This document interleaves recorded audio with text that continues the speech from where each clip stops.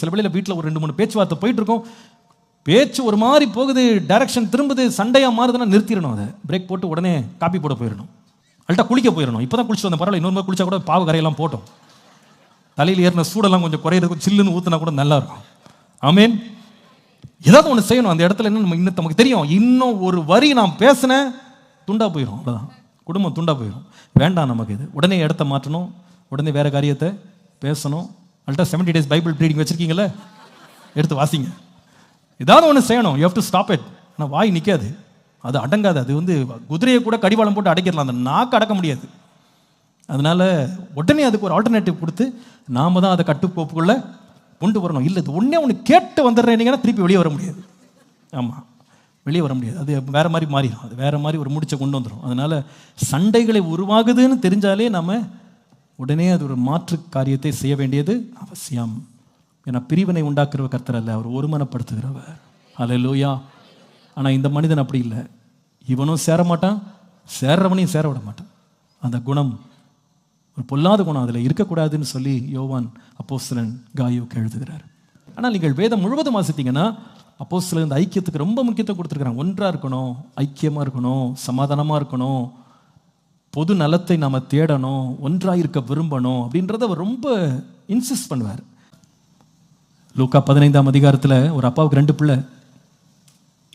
இளையவன் போய் எல்லா ஆஸ்தியும் அழிச்சிட்டு வெறுங்கையா வறுமையோட வெறும் வயிறோட வந்து நிற்கிறான். அப்பா தூரத்தில் பார்த்து அவனை ஓடி போய் கட்டி அணைத்து முத்தமிட்டு கொண்டு வந்துட்டாரு. வீட்டில் ஒரு பெரிய கொண்டாட்டம் ஆரம்பிச்சிருச்சு. கீத வாத்தியங்கள், மேள தாளம், பாடல் பாடல், சவுண்டு பயங்கரமாக கேட்குது. வயல்ல இருந்து அண்ணன் உள்ள வர்றான்.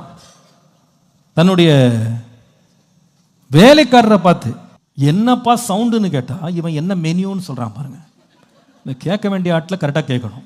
இவ்வளோ தூரம் வந்தான், வீட்டு வாசலுக்கு வந்தான், உள்ளே போய் கேட்டுக்கலாம் அப்பாட்ட, என்னப்பா இது, என்னப்பா சவுண்டு அப்படின்னு கேட்டால், அப்போ சிப்பத்தை பாருப்பா, தம்பி பாருப்பா, வந்துடான் பாருன்னு கொஞ்சம் மனம் உருகி இருக்கும். இங்கே மூட்டி விடுன்னு ஒருத்தருக்கான் பாருங்க, அதெல்லாம் ஒன்றும் இல்லை, சுகமாக வந்திருக்கான், எல்லாம் அழிச்சிட்டு நாசமாக்கி சுகமாக வந்திருக்கான். வந்தவனுக்கு கொளுத்த கண்டு அடித்தாங்கன்னு மூட்டி விட்டான் பாருங்க. குடும்பத்தில் சண்டையை மூட்டவும் கூடாது, மூட்டுறவங்கிட்ட கேர்ஃபுல்லாகவும் இருக்கணும்.